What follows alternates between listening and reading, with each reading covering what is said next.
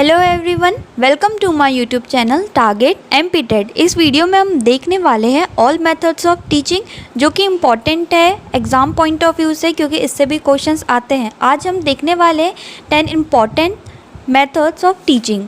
Method से आप क्या समझते हैं? मेथड से हम समझते हैं प्रेजेंटेशन या वे ऑफ प्रेजेंटेशन, किसी चीज़ को किस तरीके से आप बताते हैं।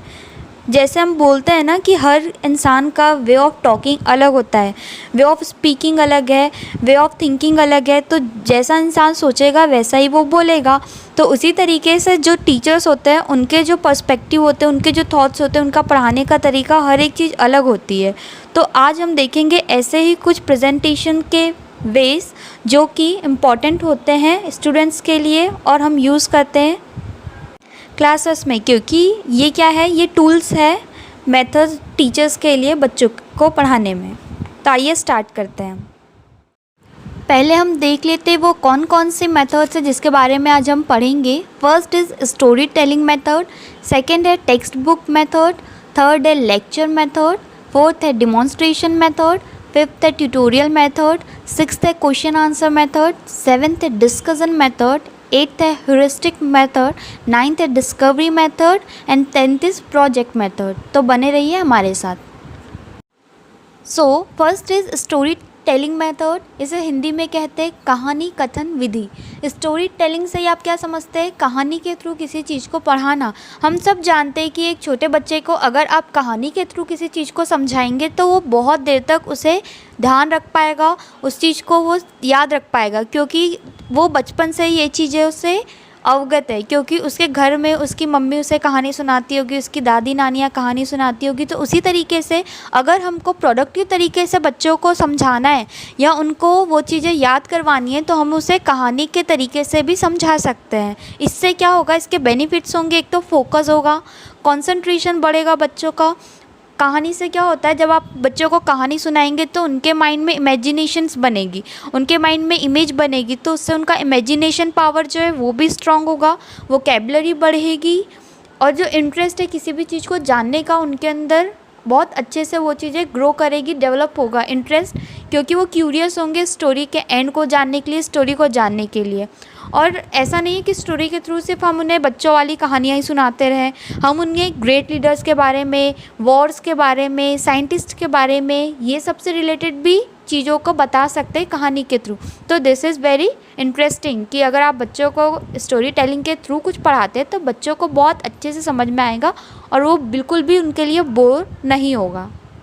Second is text book method. Text book method से आप क्या समझते हैं?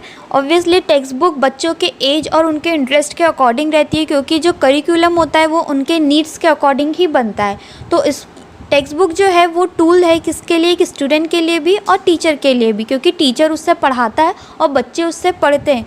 तो आप इसमें क्या करवा सकते हैं, आप बच्चों को एक्टिविटी दे सकते हैं कि आप साइलेंट और अलाउड रीडिंग के थ्रू पढ़ें ताकि चीज़ों को बच्चे समझ पाए।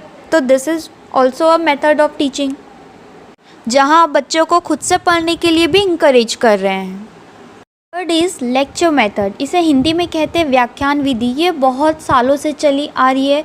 इसे हम चॉक एंड टॉक मेथड भी बोलते हैं, क्योंकि चॉक जहाँ पर टीचर चॉक के थ्रू लिख रहा है, ऑल्सो वो बोल रहा है, मतलब टॉक कर रहा है, इसलिए इसे चॉक एंड टॉक मेथड भी कहा जाता है।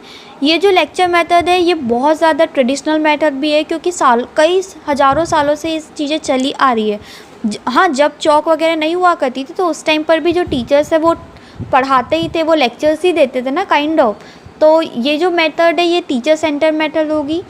इसमें क्या चीज़ें होंगी, सिस्टमेटिक होनी चाहिए, लॉजिकल होना चाहिए, इम्प्रेसिव तरीके से होना चाहिए, क्योंकि इसके थ्रू आप बच्चों को, पैसिव लर्नर्स है तो आप उनको एक्टिव चीज़ें तो नहीं बता सकते, क्योंकि ये टीचर सेंटर्ड है। तो टीचर को ये सारी चीज़ों का बहुत ध्यान रखना चाहिए। इसमें आप क्वेश्चन पुट भी कर सकते हैं बच्चों से कि किस तरीके से चीज़ें की जानी चाहिए या क्या चीज़ें उनको समझ में आई, क्या नहीं आई। ये इसका अगर मेरिट्स हम देखें तो ये शॉर्ट पीरियड में हो जाता है और वास्ट रीच है, मतलब बहुत सारे लोगों तक ये पहुंच सकता है। ऑल्सो ये वेरी चीप भी होता है। डीमेरिट्स की अगर हम बात करें तो ये बोरिंग हो सकती है, क्योंकि इसमें जो लर्नर है उसका कोई भी रोल नहीं है, टीचर ही खुद बोल रहा है। सेकंड होगा कि ये अगेंस्ट लर्निंग होगा, लर्निंग बाय डूइंग, जो कि बच्चों के लिए बहुत इंपॉर्टेंट है, क्योंकि बच्चा करके सीखने में इंटरेस्टेड होता है, ना कि सुनने में। टायर्ड सम भी हो सकता है, क्योंकि टीचर बोल रहा हो सिर्फ स्टूडेंट सुन रहा है पैसिव लर्नर बनकर। So this is our lecture method. Fourth is demonstration method, जिसे हम हिंदी में बोलते हैं प्रदर्शन विधि। इसमें क्या होगा, डिमॉन्स्ट्रेट करना मतलब मॉडल्स और प्रोजेक्ट्स के थ्रू चीज़ों को समझाना। फॉर एग्जांपल, आपको बच्चों को ग्लोब के बारे में पढ़ाना है, तो आप क्या करेंगे, ग्लोब लेकर आएंगे और आप उससे उसके आंखों के सामने वो पर्टिकुलर मॉडल के थ्रू आप बता पाएंगे कि ये जो गोल घूमने वाली चीज़ है ये हमारी अर्थ है, इसमें कहाँ कहाँ पर कौन सा एरिया है, क्या पार्ट है। तो ये सारी चीज़ें आप उसको ग्लोब के थ्रू समझा रहे हैं, दैट मीन मॉडल के थ्रू समझा रहे हैं। तो ये भी काफ़ी अच्छा मेथड हो सकता है टीचिंग का। Fifth is tutorial method. इसमें क्या होगा, आप ग्रुप बना देंगे, एक तो होमोजीनियस ग्रुप बना सकते हैं और हेट्रोजीनियस ग्रुप बना सकते हैं। होमोजीनियस मतलब एक टाइप की एबिलिटीज़ वाले बच्चे। ऑब्वियसली एबिलिटीज़ सबकी तो सेम नहीं हो सकती, या सबका इंटरेस्ट सेम नहीं हो सकता, लेकिन ऐसे तो बच्चे हो सकते हैं ना जिनको एक चीज़ करना पर्टिकुलर पसंद होगा, तो आप ऐसे ग्रुप को भी बना सकते हैं। और हेट्रोजीनियस जिसमें अलग अलग एबिलिटीज़ वाले बच्चे होंगे उनको, और उसके थ्रू फिर आप उन लोगों की हेल्प से ट्यूटोरियल के थ्रू बच्चों को पढ़ा सकते हैं। तो this is also a method of teaching. Sixth is question answer method. इसे दिया था सॉक्रेट्स ने, जिसे हम हिंदी में सुकरात भी बोलते हैं। इसे हिंदी में प्रश्न उत्तर विधि भी बोला जाता है। इसमें क्या होगा, क्वेश्चन आंसर्स आप कर सकते हैं। बच्चों को अगर आपने कुछ पढ़ाया तो आप उनसे ऑब्जेक्टिव टाइप्स में कुछ चीज़ें पूछ सकते हैं कि कहानी का शीर्षक क्या था, या कहानी में क्या क्या चीज़ें हुई, कैसे हुई, चैप्टर ने उसमें क्या पढ़ा, ऑल्सो क्या चीज़ें उसे समझ में आई, क्या चीज़ें नहीं आई। तो आप क्वेश्चन आंसर्स के थ्रू क्या कर सकते हैं, बच्चों की एबिलिटीज़ को और उनकी कैपेसिटीज़ को जान सकते हैं, और ये भी जान सकते हैं कि आपने जो पढ़ाया क्या वो बच्चों को समझ में आया और नहीं आया। So this is our question answer method. Seventh is discussion method. इसे हम हिंदी में परिचर्चा विधि कहते हैं। इसमें क्या होगा, ओपन एंडेड क्वेश्चंस भी हम कर सकते हैं। इसके थ्रू लीडरशिप वाला जो रोल है वो बच्चों के अंदर आएगा। हम इसमें डिबेट भी करवा सकते हैं, डिबेट कंपटीशन रख सकते हैं। फॉर एग्जांपल, आपने उनको एक पर्टिकुलर प्रॉब्लम दे दिया और उसका आपने सॉल्यूशन पूछा, तो हर बच्चा अपने आप में अलग है, उसका सोचने का पर्सपेक्टिव अलग है, उसके थॉट्स अलग है, तो वो जो सॉल्यूशंस देगा वो अलग अलग देगा। तो इसके थ्रू हमको एक ही चीज़ के काफ़ी सारे कॉन्सेप्ट्स मिल सकते हैं। तो डिस्कशन मेथड भी बहुत अच्छी और बहुत पुरानी मेथड्स है। अब हम देखेंगे ह्यूरिस्टिक मेथड। इसे हिंदी में अन्वेषण विधि कहते हैं। इसे दिया था H.E. आर्मस्ट्रॉन्ग ने।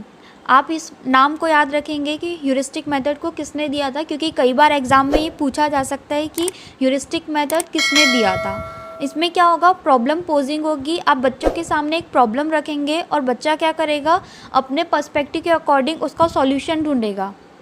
वो पहले माइंड में क्या करेगा, कैलकुलेशन करेगा, उसके अकॉर्डिंग उसको जो लगेगा कि ये पॉसिबिलिटी हो सकती है, तब वो जाकर आपको बताएगा कि हाँ इस प्रॉब्लम का ये सॉल्यूशन हो सकता है। उसके अपने एक्सपीरियंस के थ्रू और उसके अपने थॉट्स के थ्रू वो मेथड्स तक पहुँचेगा, कंक्लूज़न तक पहुँचेगा। तो ये भी बहुत इम्पॉर्टेंट मेथड है।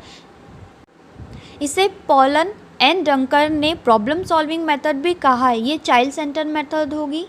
तो this is our heuristic method, अन्वेषण विधि। Ninth is project method. इसे दिया था W.H. किलपैट्रिक ने। इसमें क्या होगा, प्रोग्रेसिव ऑर्डर होगा, प्रेगमेटिज्म वाली जो क्वालिटी वो सारी चीज़ें आएंगी।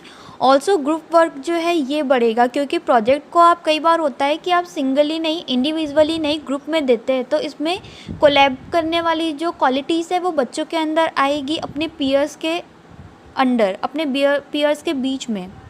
इसके थ्रू बच्चा क्या करेगा, अपने पीयर्स और अपने फ्रेंड्स में एडजस्ट करने की कोशिश करेगा। तो ये भी काफ़ी अच्छी मेथड है, ये भी चाइल्ड सेंटर्ड मेथड होगी। 10th is discovery method. इसमें क्या होगा, आप काफ़ी सारी चीज़ें उसे देंगे। फॉर एग्जांपल आपने उसे प्रोजेक्ट दिया तो उसमें उसने सारी चीज़ों को जाना और उसके बाद फिर वो सर्च कर ही तो किसी कंक्लूज़न तक पहुंचेगा, उसको लिखेगा, क्योंकि वो प्रोजेक्ट वर्क है।